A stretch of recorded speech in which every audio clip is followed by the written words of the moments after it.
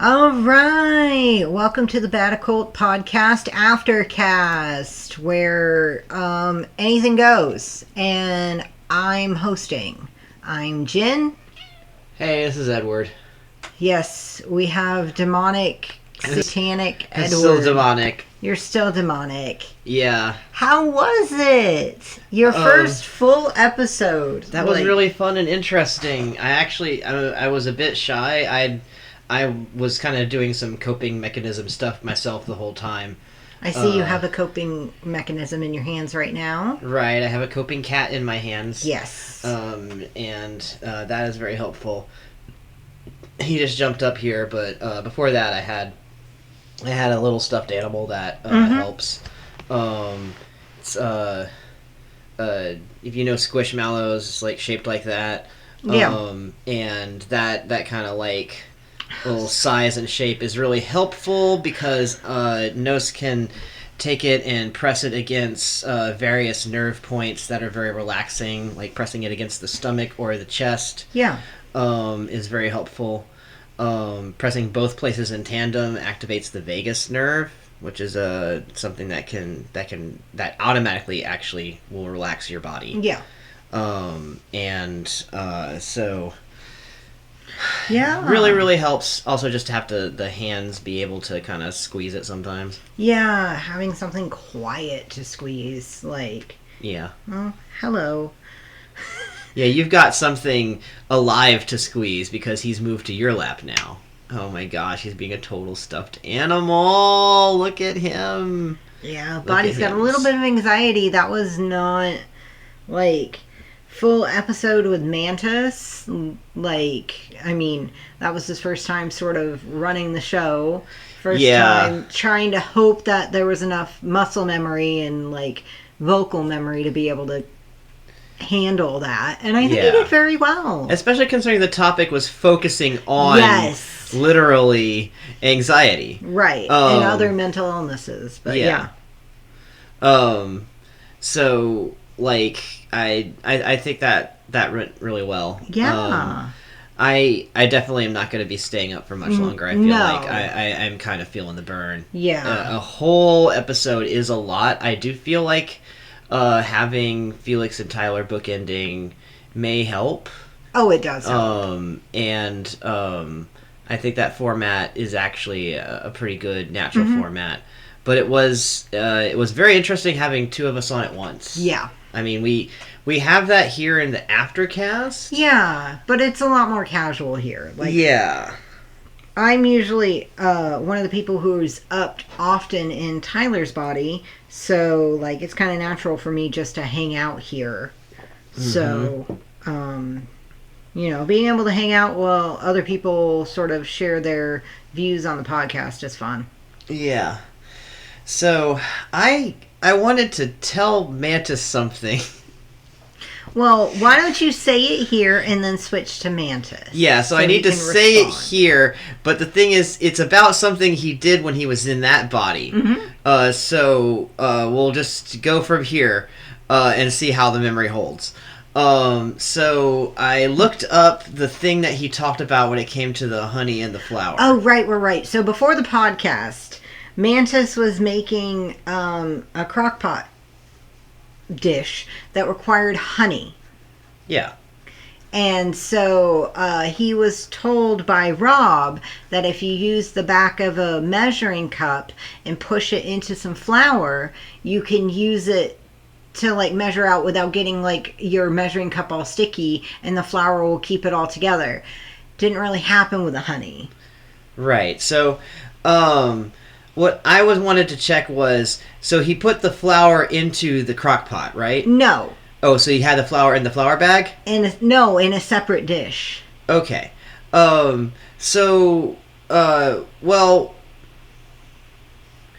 think that maybe the point is to just put it all in the place it goes ultimately. But anyway. It would make a lot more sense if flour is involved in the actual recipe, which it wasn't in this case. Oh, okay. So it's supposed to be if you have a recipe that involves flour or some other dry material already. Nope, he didn't get that part at all. Okay, so maybe this was an incomplete transfer of information. I guess. We'll find out. But I wanted to talk with that brain about it, and be the one who talked about it, because otherwise this would be so weird as a conversation. Yes. We've tried it the other way, and it does get weird. Mm-hmm. So I'm gonna go ahead and switch off to him, actually. And then from there, we'll figure out what the night looks like. All right.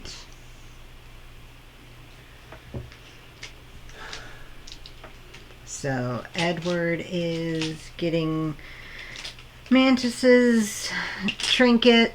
As usual, we have several ways of personal identifiers in order to recenter in ourselves. And so... looks like getting the stuff for Mantis. You're going to hear him 0 here in a bit. And then we're going to have Demon Mantis on.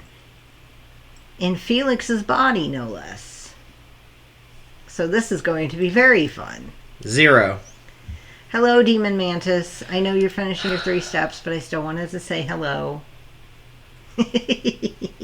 Hello, Demon Kitty, who has settled on my lap and is now, like, impeding anything that I would want to do. Space Demon Mantis. Space Demon Mantis. I like to be very specific. Except no substitutes. No substitutes. Do not accept a substitute teacher. If I do not show up, go home. That's just how it is. That's great. So, yeah, how was the podcast for you? I mean, you're over in that body now, so I don't know, like, I know you carry some recollection.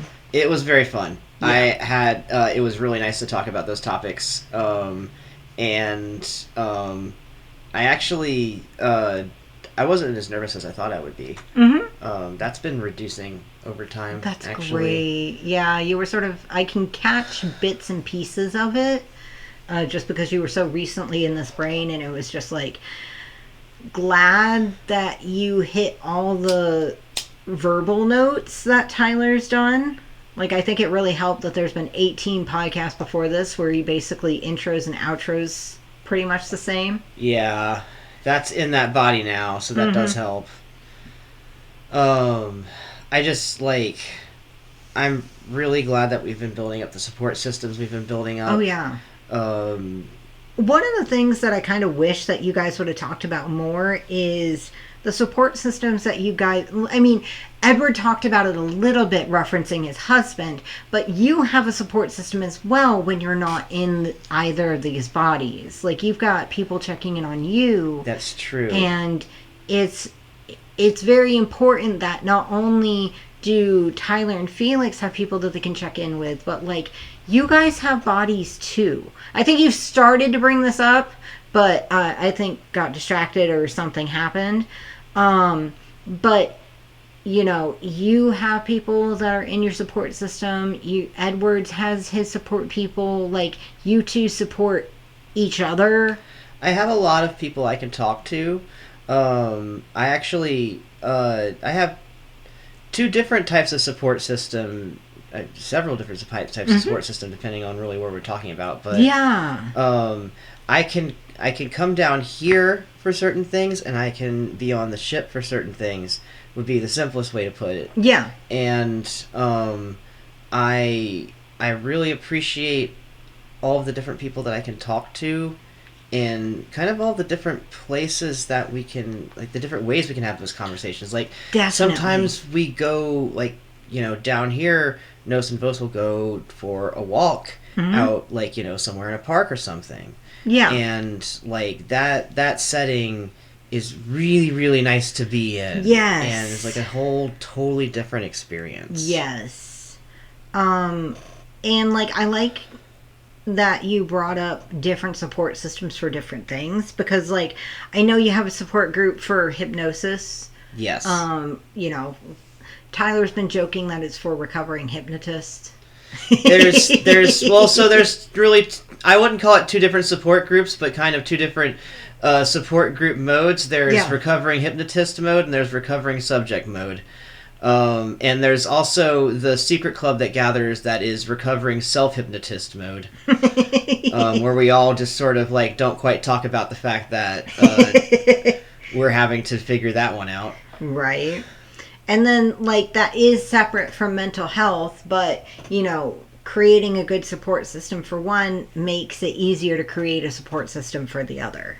Yeah, and knowing what it is that you're going for is important. Like, a check-in about mental health is, like, a specific mental illness check-in, a depression check-in is going to be different than a check-in for, like, hey, I've started experiencing episodes where I'm definitely experiencing a different reality. Right. And we need to talk about how I'm experiencing that and what it looks like whenever I'm going through that. Actually, like, this body right now experiences a lot of crossover episodes, and it's been a going conversation how to deal with that. And I don't know how you would have fit this in, but, like, talking about reality checks, specifically because we do so much of this body swapping, there are times where it does feel unrealistic. Like, because, as we've mentioned many times before, like, I have my own body and my own life. Mantis has his own body in his own life. Edward has his own body in his own life. And so, like, sometimes the realization of that in these brains and in these bodies gets to be hard. Or even in those brains and those bodies. Like, there's been times where, like, I've, like, turned to my husband and I'm like, is this fucking real? Like, we're going to planet Earth and talking to each other in, like, two people's bodies that are on Earth. Yep. And, like, those kind of check-ins, just, like, they're kind of unique to our group, so I understand why you didn't bring it up, but, like, it's certainly a thing where it's, like, just... We have to do awareness level check-ins where we've gotten in arguments about space about whether or not we're having a mental illness experience instead of coming down to Earth and being in these bodies. Yeah. And that's a lot of what happens. That's exactly what happens to people on Earth who are projecting elsewhere and having an experience maybe on the ship. In fact, that Felix and Tyler have had to have conversations about whether or not what they're experiencing is not just real, but healthy. Yeah. Yes. And so a lot of the conversation is about not necessarily is this healthy, if not I must shut it down, but I'm having this experience, is this getting in the way of what I want to be doing in my life? Yeah. And if it is, then how would that be changed? Right. Because, like, sometimes, like, this body just processes things when it processes those things. Right. Or sometimes this body, as a psychic, receives certain signals when it receives those signals, and it receives them in the way it receives them. Right. And so working with the body and being like, hey, you're getting, like, a lot of this right now. Is this what you actually want to be experiencing? Is there something here that you're trying to communicate? Mm-hmm. Especially, like, like, sometimes it's seemed like there are very urgent things that are needing to be paid attention to by this body psychically, and then we find out that, well, if we flex our psychic abilities, we can shift time a bit to where this is not taking over your life urgently at every moment. And, like, another thing is like, there's no need to act everything out on the Earth stage, you know? Like, plenty of us have access to the same spaces at this point. I mean, I'll say from the start of the podcast till now, pretty much everyone who has been on the podcast can actually talk to each other face to face in space. Yeah. And so, like, the sensations that the body receives, the impressions that the body receives, like the telepathy that the brain receives, those all kind of, at this point, Nos is noting them. Mm-hmm. It's like, hey, we're noting this is happening, and, like, if it happens repeatedly, it's like, hey, body, I noticed this is, like, kind of the third time. Is there something going on here? Is there something you would like to change? What's going on here? And just like sometimes the reason why you're experiencing something is not because you're supposed to focus all of your attention on it. You're just having an experience. And so just if you have the experience, if just you note like this is the experience I'm having, and don't bother trying to analyze it or give it an explanation or story. Just note the experience, note it mentally, note it on paper, note it wherever, and then see what happens just after you note it. I really liked what you said about writing down prophecy or psychosis and then looking at it later. Yeah. Like, that was an amazing example of, like, doing this kind of work. Felix did a lot of writing down stuff during methane times and then looking back at it later. Unfortunately, the work is suffused with methane. See episode 6 for a report on that. Ugh. And so there is something in there, but you can tell how warped it is by methane. Yeah. And by what he was experiencing at the time, which, like, he was also experiencing a lot of mental illness, a lot of paranoia, a lot of grief at the time. And so it's also reflected in there.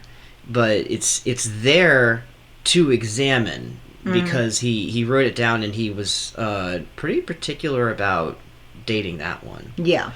And then there's a whole bunch of stuff that just has no date or time on it, and the only thing that can be relied upon is the memory. We had an interesting experience happen with memory in this body recently. Yesterday I ended up being able to write out something strangely deductively. And it was after a lot of working with the subconscious with automatic writing, to where it just sort of produced like, hey, I want you to just write this and write it this way and it'll come out this way. Okay, good. Now we have that information. Right. And it ended up being an interesting memory recovery technique. It's one of the things that I think has been very helpful for everyone is providing space and time for processing. Like, understanding that, like, you can't just schedule, okay, I'm going to experience grief from 9 a.m. to 11 a.m. and then pack it all away. But, like, basically making space and making time for it, Yeah. I mean, like, starting around Thursday or Friday, I think really Friday it became clear. Like, Felix was like, hey, everybody, next 3 or 4 days is going to be mental illness processing time. If you're down here during that period, then you're going to be a part of that experience. Yeah. You've drafted yourself into it. And please, guys, don't expect this to be a great time for me being a reliable narrator. Yeah. And, I mean, that's a very self-aware, nuanced, like, take that is indicative of how much work he's done to be aware of, these kind of times and tides. We've actually got certain, like, it's interesting. I have a certain experience in here. Whenever I come in here, the body kind of has certain expectations at this point, and like, I don't know, it kind of uses me as like some sort of brain referee. And so like, I'll come in here and just sort of, I don't know, brain structure it all out. Venom will be in here and like, there will be a relaxation experience as well as I don't really know exactly what to call it that he does quite yet, because we're still just understanding this. Like, he never really considered this to be something that he did therapeutically for anyone, because it was just happening while he was doing all his other things. Right. So like, there's so many things about mental illness that we're able to examine because we can all talk about it. Right. No, that's been very helpful. Just open, frank conversation has been the biggest help And a point that I was trying to make earlier is that, like, this conversation is not just happening here between these two bodies. Like, yeah. we're talking about stuff in space. Like, we're telepathying between Nos and Vos, who's in the body, and those who are on the spaceship. Like, we're having continuous, not continuous, but, like, we're having conversations that continue across space and time, I guess. And we don't feel like we have to have it all here, you know? Yeah. And also, like, if I only talked about my anxiety down here, yeah, and never talked about it back in my own body, then I would not be making any progress in my own body. No.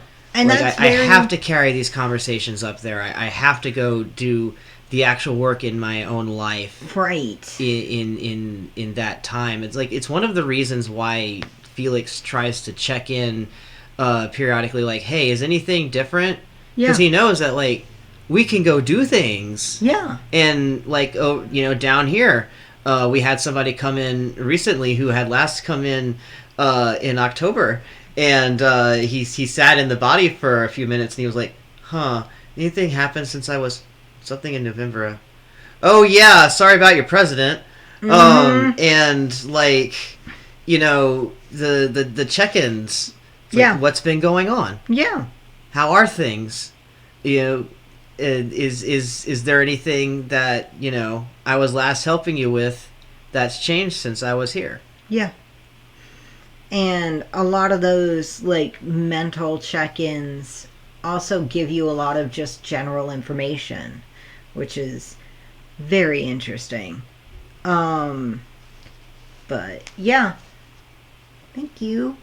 Anything else you want to share before you scuttle off to your demonic hellhole?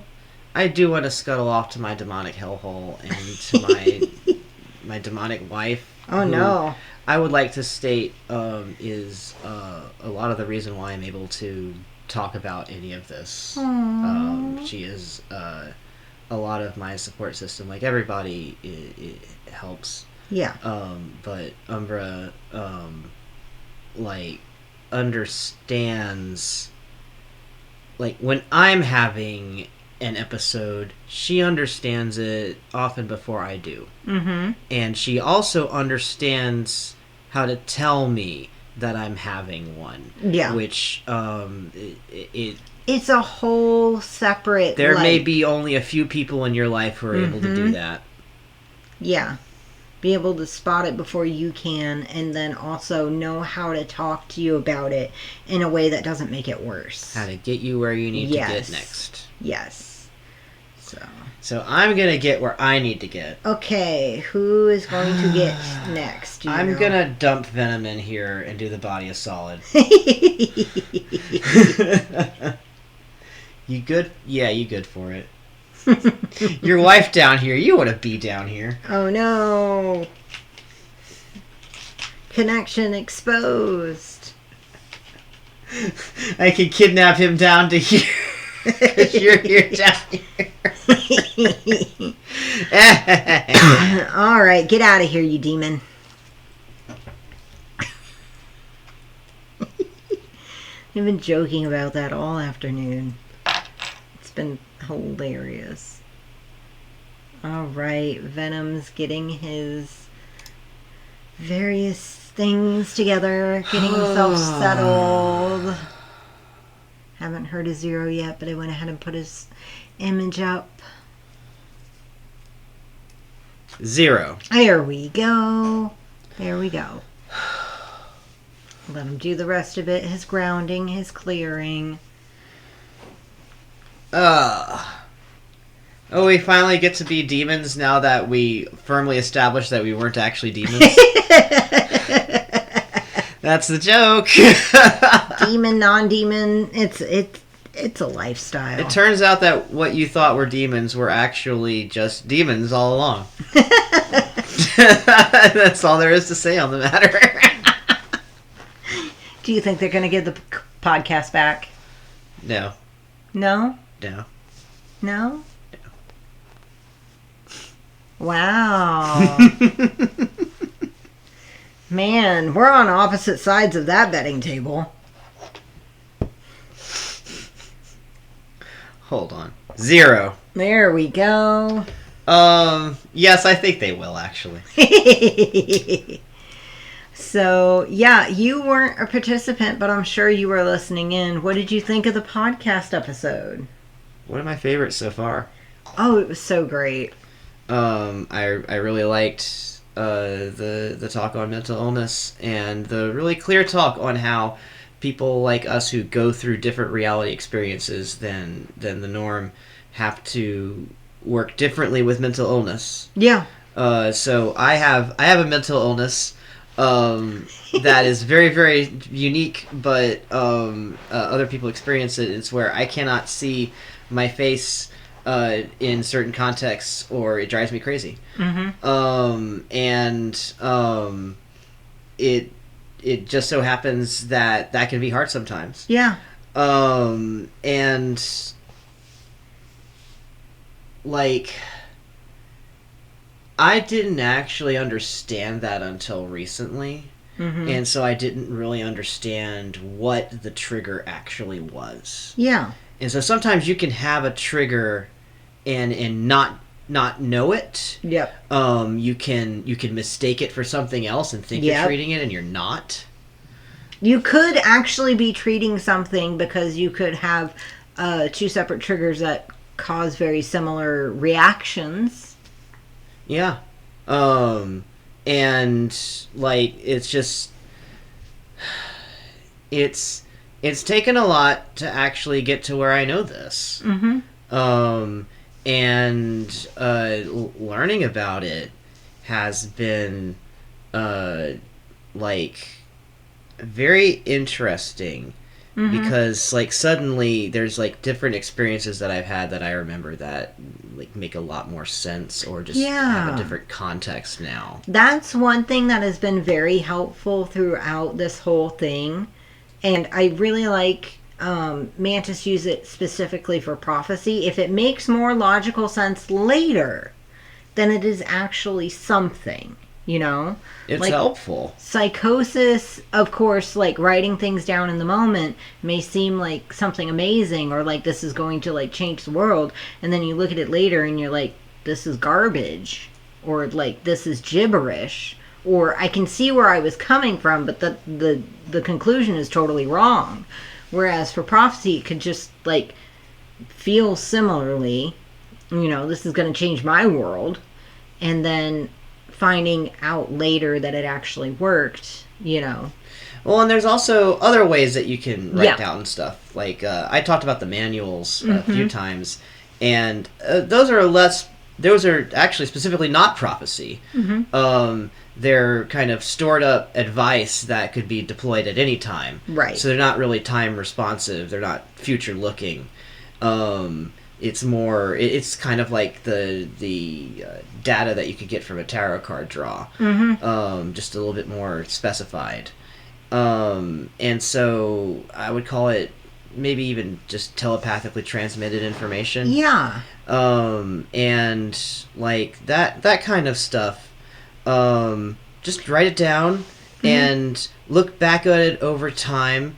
And just like see, like, is this acting like data, or is it acting like a chat GPT? And it's a good general experiencing as well. If you're having any sort of psychic phenomenon, psychic experience, any kind of like magical experience, anything like that, analyzing it in the moment is basically not possible and can probably ruin the experience.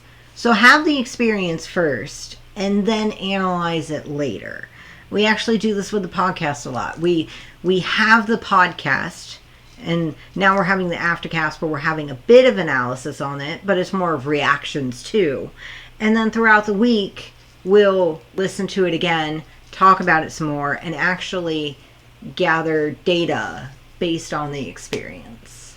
Yeah, Nos has been listening through a lot of earlier episodes of the podcast recently to get an idea of what we've been doing with this whole experiment. Yeah. And it's it's really, really been nice to have like these conversations, listen back through them, and be able to talk back through them. I mean, like right now we have a lot of different people with two different bodies, and so how are we gonna all kind of have extended conversations with each other about this down here? Right. We don't have to have all of them down here. Yep. But we do want to have conversations down here about these things, or sometimes like I want to like come down here and think about this down here. Yeah. And like we have this medium where we can kind of do that. And also just like it was very, very interesting listening through the October episodes and then listening to the break that happened in November after the methane. After the methane exposure, and then like right after that, the weather kind of changed to where there wasn't nearly as much ventilation.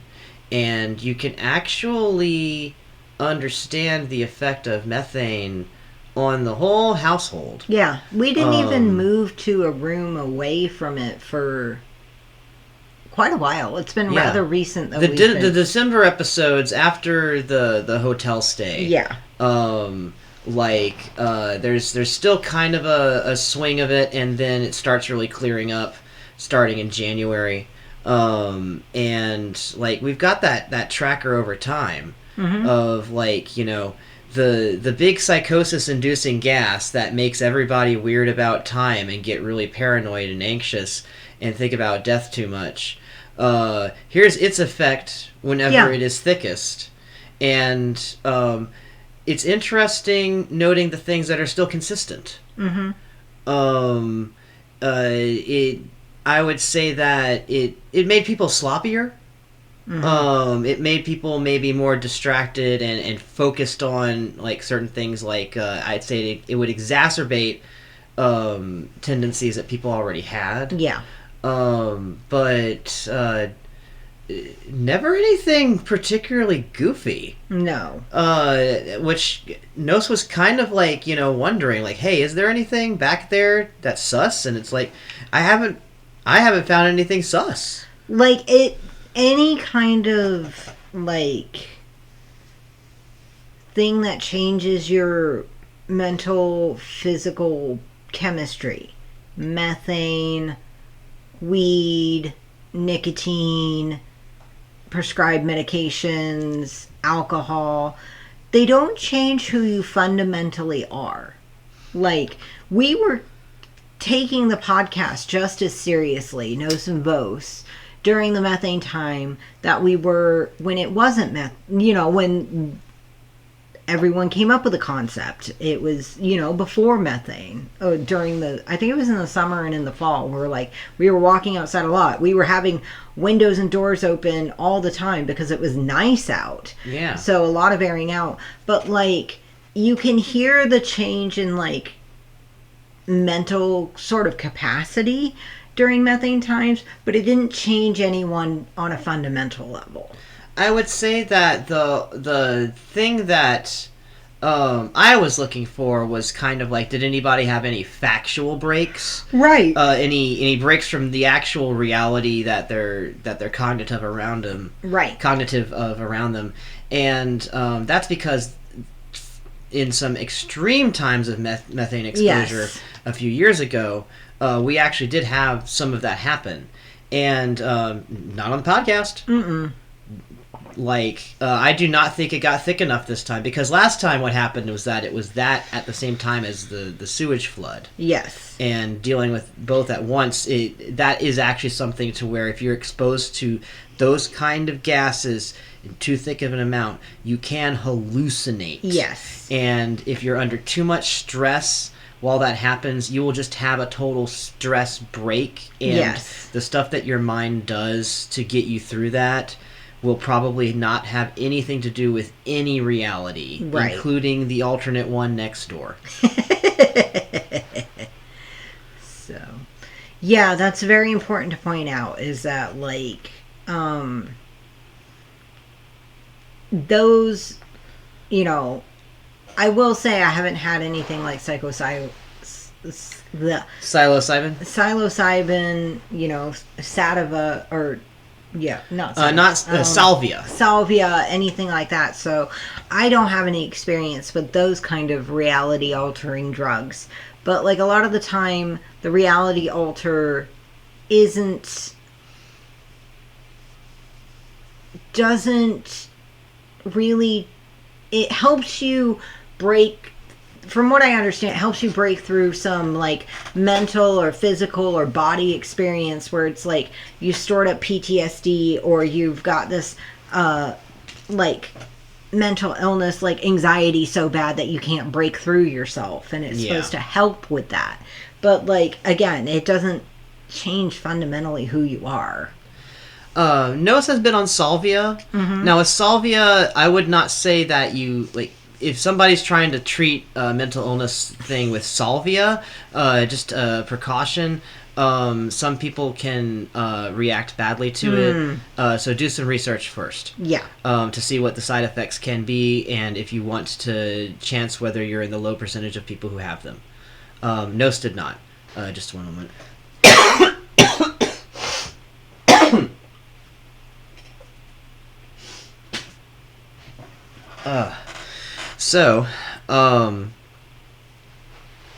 Now the salvia trip, I think that lasted within 10 minutes. I wasn't the one up at the time. Right. Body has a really good record of it, though.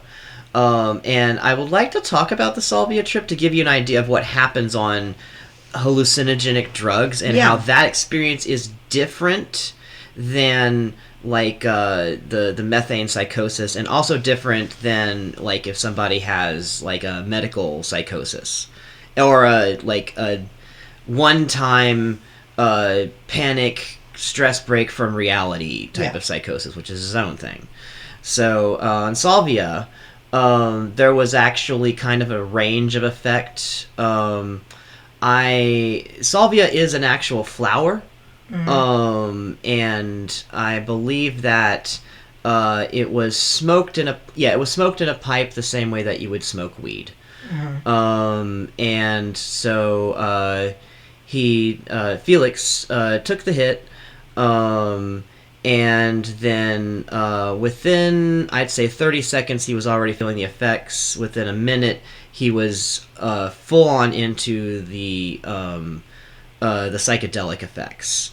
So the psychedelic effects, first off, everything turned into complete fractals. Like his entire reality turned into unrecognizable fractals. Like he could see, like, it did look like the reality around him, but completely turned into moving, shifting fractals. Mm-hmm. He had the knowledge while this was happening that these were all of the different alternate realities around him. Oh, wow. And whichever one it is that he picked would be the reality that he went to. Mm-hmm. And then he gained a fear of like decision anxiety. Mm-hmm. He was like, well, which one do I pick? I can't tell the difference between all of them. I don't know what I'm gonna get. And he gained the knowledge, like he was very sure all of a sudden that whatever one he picked would be the right one. Oh, wow. And so then he picked one, and he went into that one and stopped being fractal. I would say that happened within the first 30 seconds to a minute of the trip, which I did say lasted 10 minutes. Yeah. So the next 2 minutes, maybe 3 minutes, involved him looking at the reality around him, and everything around him was melting into paint. And was a painting. Mm-hmm. And it did not look very recognizable, but it was kind of like streaming around, painting, paint just sort of everywhere. And eventually he was able to trace its origin to a poster on the wall where the paint was flowing out of it. Right. And so the entire reality had basically flowed out of that painting, and was still being made out of that painting. Mm-hmm. That happened for about, 3 or 4 minutes. Once the paint basically kind of dried up, it was just kind of like having a few more effects. he started becoming aware of his own body enough to start moving around and trying to talk and being unable to. He was not able to be verbal yet, and it was in the funny stage of trying to talk about the experience he was having while being unable to talk. And then I'd say the last 5 minutes of the experience was just kind of coming into his own body and getting more control over it, and then explaining what happened after he got the ability to talk.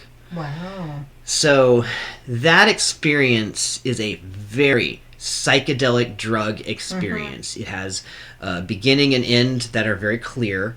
Now, he was lucky in that the drug that he took did not have any kind of what's it called? Flashbacks. After I forget what they're called right now, but basically he didn't have the repeat experience randomly happen afterward unexpectedly, which can happen to some people. Also, he was not on a drug that he could have conceivably overdosed. Anyway, but salvia can actually cause that to happen randomly in people afterwards in a bad way if they have a history of certain mental illnesses, not just a history of mental illnesses in their family, as in if they have actual mental illnesses, then they might have like those kinds of effects. So you have to do a lot of research to make sure if this is like a kind of drug that's safe for you. Right. I know I went into a whole bunch of safety, but like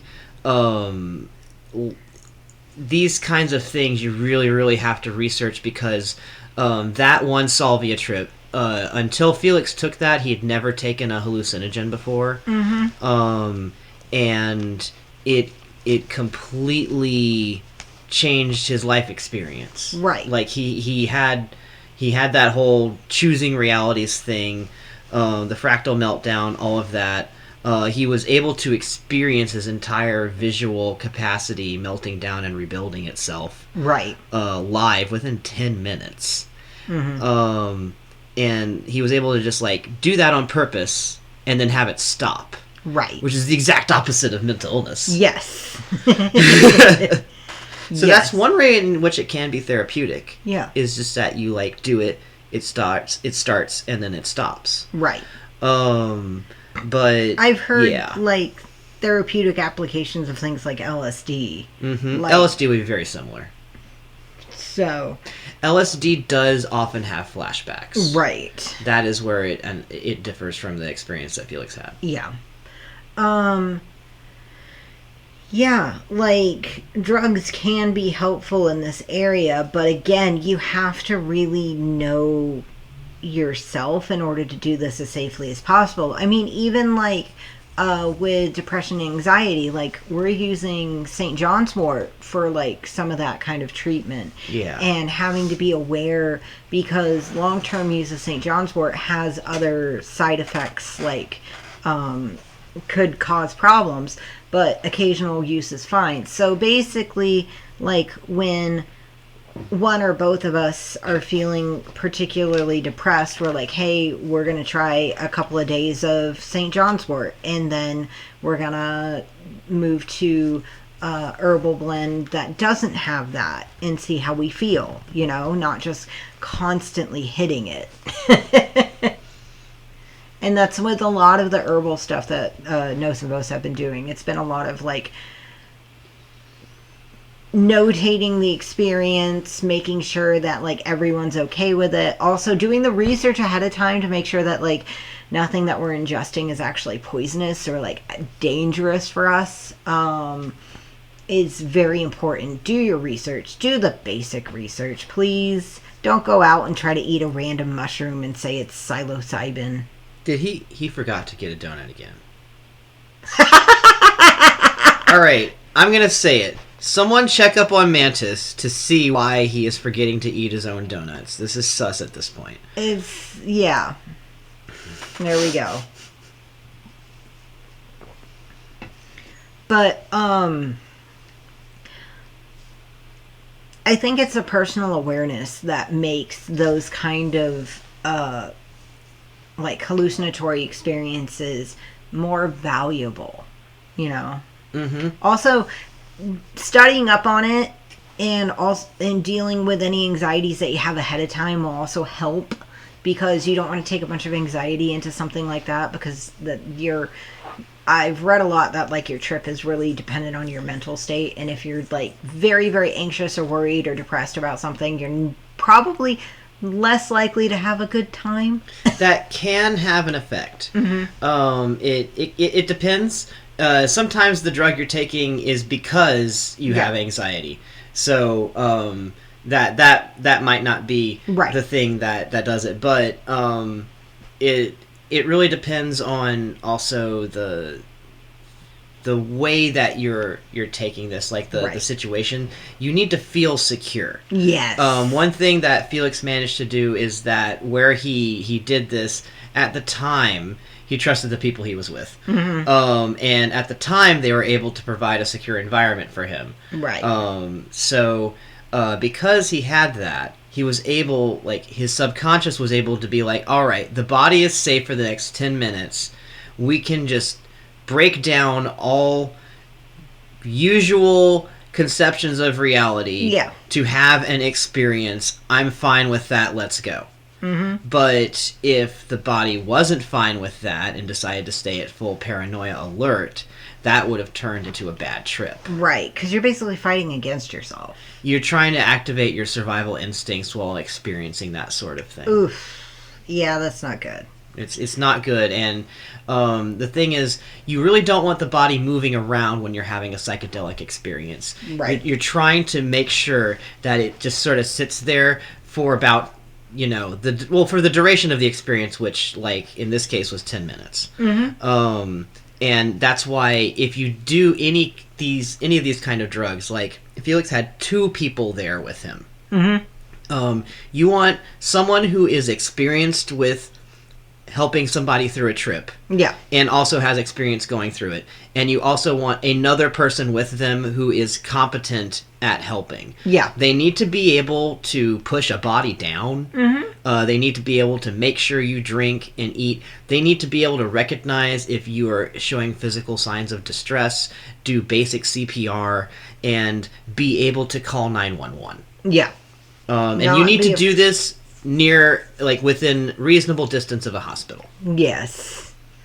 Don't hike out in the middle of the Amazon and then take a bunch of drugs and expect to be airlifted to a hospital within a few miles. It's just not practical.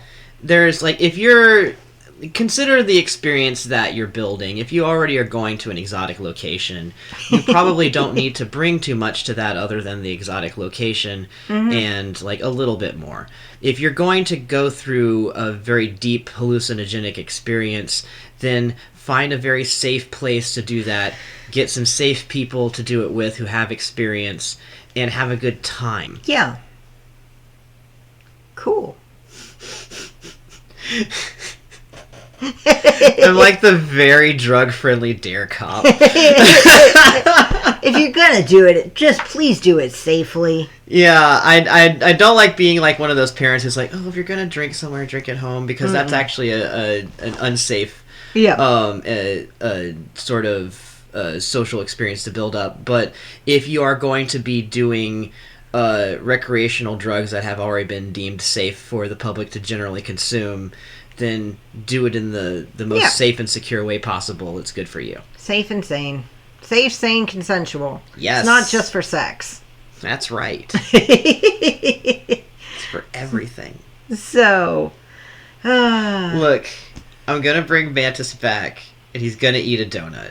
On the podcast. Yeah. On the Aftercast. Yeah. He's going to do it live on the Aftercast. He's gonna. Okay. We're all going to face this demon down together. Oh my god. Alright, thank you so much for chatting with me, Venom. That was a lot of fun. And he's out, and we're gonna get Mantis back for this donut mess. What the heck just happened? I don't even know. We'll find out. 0. Here we go. Mantis is back. Let him finish his stuff. And then we will... Let me finish my stuff. I dropped Edward's ring to the floor while switching out. Alright. I stole the word donuts that I've seen repeatedly and I have completely ignored each time. Fuck me. Yay! Donuts have been acquired and eaten by Mantis, who likes donuts. Congratulations. I don't know why this had to be on the Aftercast, but hey, now it's recorded for all eternity. Mm-hmm. A demon who likes donuts got a donut. I'm sure that's like +2 to your mental health. It is. He was altogether certain that if we didn't do it, then it would be repeatedly forgotten. Oh my god. I'm really glad that he helped with that. So. I'm gonna check up on myself as to why I keep forgetting my donuts. Mm-hmm. I do want to stay here for a few minutes. You should not eat and run. No. Immediately.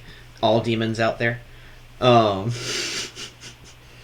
least 5 minutes in the body to give it time to digest and absorb and accept the food of it as its own. Mm-hmm. Yeah, your offerings, in quotations, you need to dispose of suitably, not just bug out in a weird way. Drop and run. Venom and I discussed a lot about drugs and how they can help or hinder mental health stuff. I don't know if you have anything else to say. I was gonna actually close out the podcast. Oh really? Soon. I'm so sorry. It's all right. I didn't know that. It was important to be documented that you got your donut. I didn't know that it would be easy for you to just stop and then I could just come up. Well, yeah. It needed to be documented.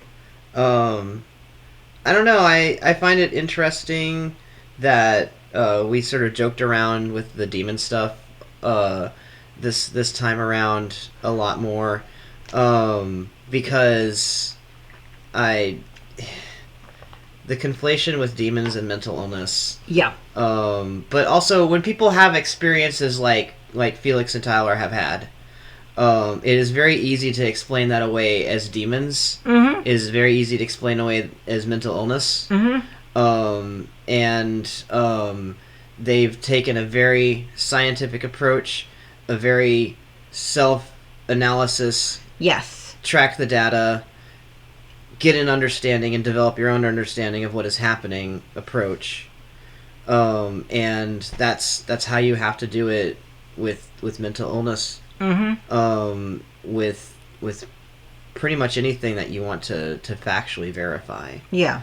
And you have to gather the data of what it's like before you can really take steps. I mean, because especially with like any kind of mental illness, any type of like autism, ADHD, any of that kind of stuff, you have to be able to track things in such a way that you could tell if things are helping or hindering.